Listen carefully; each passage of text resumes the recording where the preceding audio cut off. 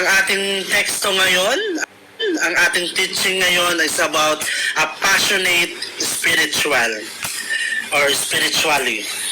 Passionate spiritually. So, ang bawat isa sa atin, alam ko na maalab tayo.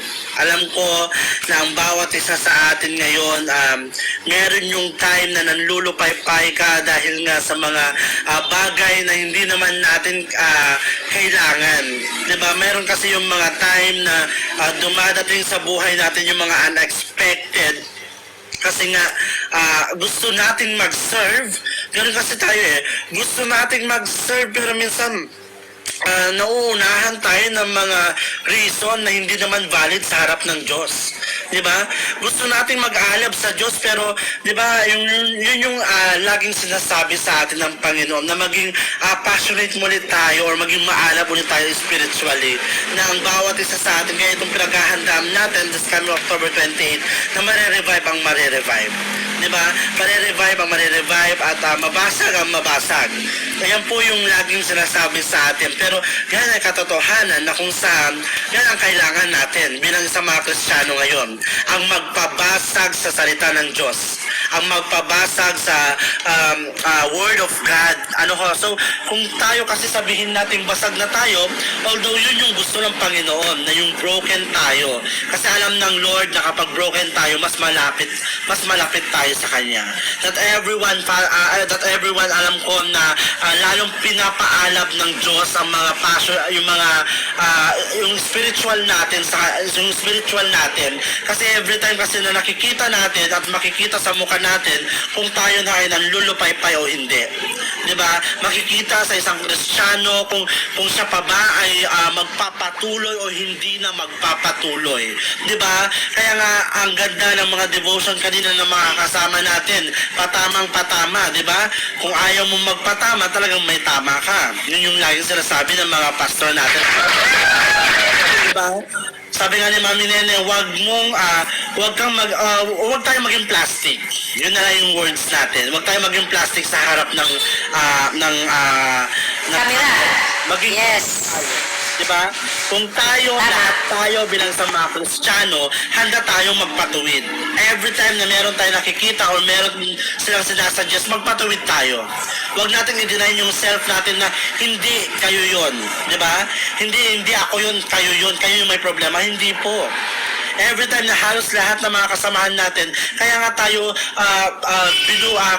laging nire-revive ng Panginoon. Kaya nga lagi tayo nag-aaral ng Word of God para lagi tayong laging pinapaalala sa atin na kahit nagkakamali tayo, we need to accept it. Kasi yun yung katotohanan sa bilang sa mga Kristiyano. Diba? Lahat tayo magpatama. Paano tayo ulit maging maalab? Paano ulit tayo maging on fire sa Panginoon kung hindi natin tinatanggap yung pagpabasag na yun? Kung hindi natin diba? Kung hindi mo na nga tinatanggap yung mga sinasabi ng mga tao sa iyo, di mas lalo na ang Word of God, hindi natin kayang maano yun kasi makikita natin na tayo bilang sa mga Kristiyano ngayon, kung gusto talaga nating maging tunay, yung sabi kanina ni Ma'am Siway, kung gusto natin ng maging tunay at hindi maging false na Christian, kailangan natin magpabasag. Kailangan umalab ulit tayo sa ating mga spiritual. Diba? Kailangan natin na magpaalab at magpa-revive sa Panginoon. Sabi nga sa Colossus, ito yung magiging teksto natin. Dito tayo sa Colossus chapter 3. Dito sabi niya dito sa Colossus chapter 3 verse 1 to 4, yamang binuhay kayong muli ng kasama ni Kristo. Unang stanza pa lang napakaganda na. Yamang binuhay. Sabi dito, yamang binuhay kayong muli nakasama si Kristo. So kung yung words na yon na hindi naman yung sinabi na yamang binuhay ako or ikaw, pero sabi dito, yamang binuhay kayong muli nakasama ni Kristo, ituon ninyo ang inyong mga pag-iisip sa mga bagay na nasa langit. Diba? Kung bilang marami na kasi nanlulupay-pay kasi nakafocus sila sa mga makamundong gawain. Diba? Marami kasi mga Kristiyano ngayon ang nangihina kasi ang alam nila, they are focusing on themselves. They are not focusing on what God said. Di ba? Nagiging focus na nila yun ang sarili nila. Nagiging focus nila yung value nila. Nagiging focus nila yung gusto nila kasi maging idol siya ng mga marami. Di ba? Ganun kasi tayo kapag binubuhat or yung mga sarili natin or ang pansarili lang natin ang ating sinasabi, talagang we are a false. Yung sabi ni Ma'am CY, talagang hindi tayo tunay na Kristiyano. Pero kung gusto natin na ng tunay na Kristiyano, kasi alam natin na hindi lang ako, hindi lang si Mami Nene, hindi lang ang mga pastor, ang mga pinagsabihan nito, bagkus lahat tayo, one God. Sabi dito, yamang binuhay kayong muli. Sabi dito na yamang binuhay tayong muli ng Panginoon na kasama si Kristo. Ituon ninyo ang inyong pag-iisip sa mga bagay na nasa langit. Kaya ito yung ginagawa natin ngayon na ngayong na born again na tayo. Noon ay panganak tayo noon, pero sabi nga ni Pastor Jeron sa atin na pagkapanganak pa lang natin sa mga tiyan ng ating mga nanay ay talagang andun na yung pride. Hindi mo maiiwasan, hindi mo matatago ang katotohanan na yon kasi yun yung katotohanan talaga. Hallelujah. Diba? Yun yung katotohanan na talagang nung panganak na tayo, mayroon na tayong mga pride. Pero kaya nga tayo tinawag na born again, kaya nga born again ulit tayo ng Panginoon para tayo ay maging bago muli sa kanyang paningin. Diba? It's not, born again, it's not about a religion. Diba? Ang pagiging born again, hindi lang yan sa religion para tawagin kang born again, but it's all about relationship with God. It's all about yung relasyon natin sa Panginoon, diba? Yun yung pagtunay na pagiging born again natin. Hindi sa sinabi natin born again tayo, ay religion na yun. Hindi po yun. It's all about our relationship with God, between you and God, di ba? Kaya nga tayo bilang sa mga Kristiyano, yung sabi ng Panginoon sa atin at isang paalala sa atin na nung born again na tayo sa Panginoon, ituon natin ang ating pag-iisip sa makalangit. Hallelujah. Ano po ba yung makalangit? Ito yung mga gawain na ginawa na ng Diyos sa buhay natin. Ito yung mga ginawa niya na noong kapanahunan ni Jesucristo. Kaya nga itong ginagawa natin ito, hindi naman natin ginagawa to para sa makamundo. Sinasabi sa atin ng Panginoon, itong pagbabible study natin, hindi lamang sa mga hindi lang sa hallelujah, hindi lang sa atin, bagkus lahat tayo. Sabi pa dito na nakaupo sa kanan ng Diyos ang mga bagay na panlangit ang isaisip ninyo, hindi ang mga bagay na panlupa. Ano sabi niya dito? Isaisip ninyo ang mga bagay na panlangit ang isaisip ninyo. Hindi niya sinabing ako lang, bagkus lahat tayo, kundi lahat tayo. Kaya nga yung sinasabi, ayan, tama po si Ma'am Biandes, diba, that we are a new creation right now. Na tayo, kung gusto talaga natin mas maalam pa ang ating spiritual sa Panginoon, kailangan natin maging born again. Kailangan natin mabago muli at ating iwan ang dating tayo. Diba? Kaya nga ito yung gusto ng Panginoon, na kaya nga laging sinasabi sa atin na isaisip natin ang mga bagay na makalangit at hindi sa mga bagay na panlupa lamang. So sabi pa dito, sapagkat namatay na kayo at ang inyong buhay ay nakatago na sa Diyos. Hindi literal na namatay, bagkus ang mga namatay sa atin ay yung mga dating nating pag-uugali na hindi naman karapat-dapat sa harap ng Diyos. Hallelujah.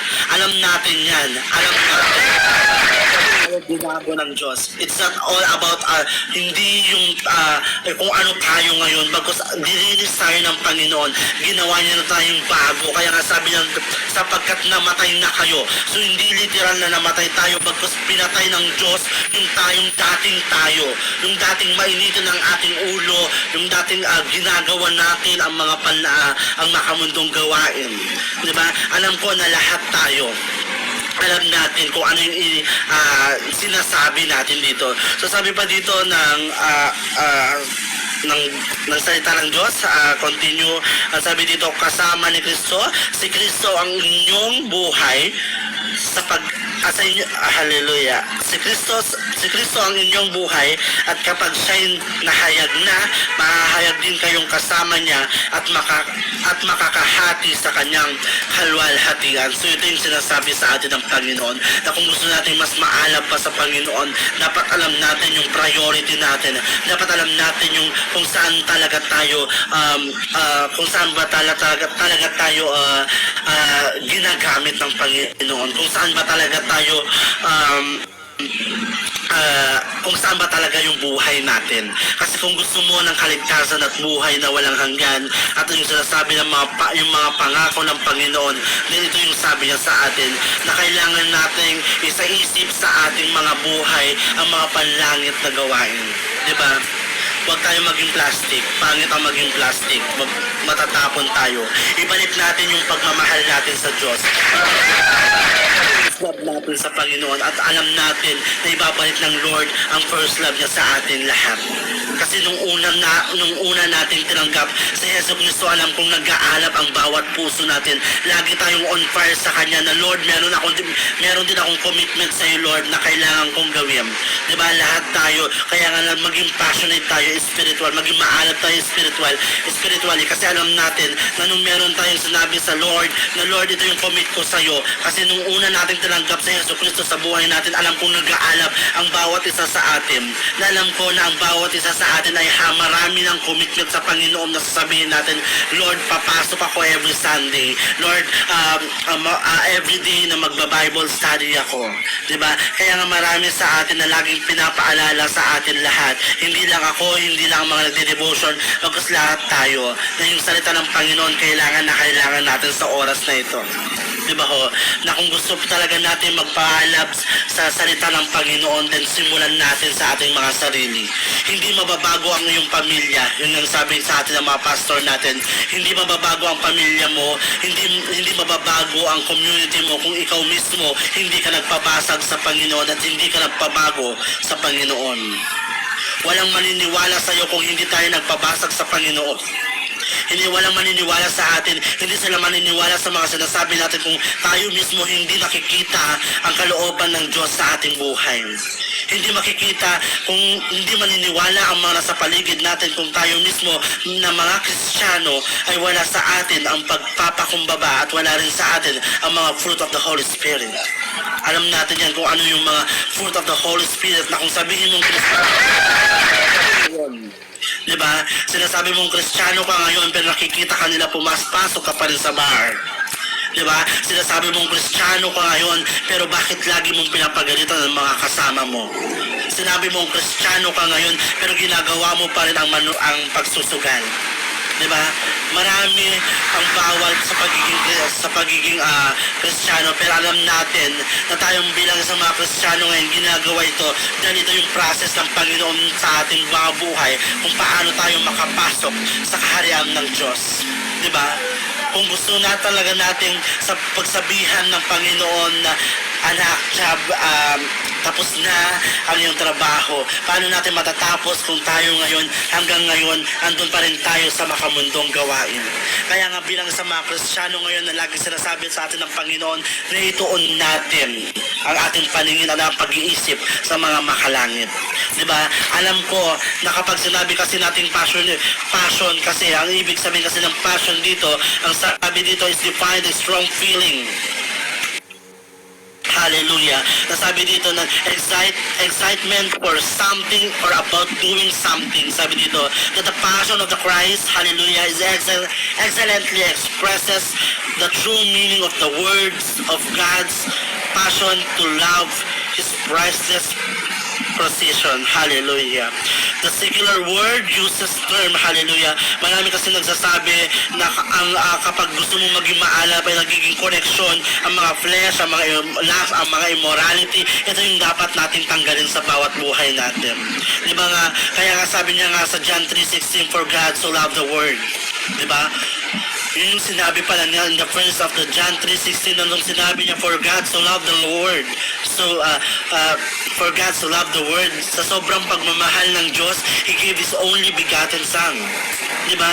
Kung tayo bilang sa mga Kristiyano ngayon, alam natin na mas magiging maalat tayo kasi nakikita natin na ang Diyos ay binigay niya. Di ba? A God who is passionate, that willingly offers His beloved Son, Jesus Christ, to die at the cross.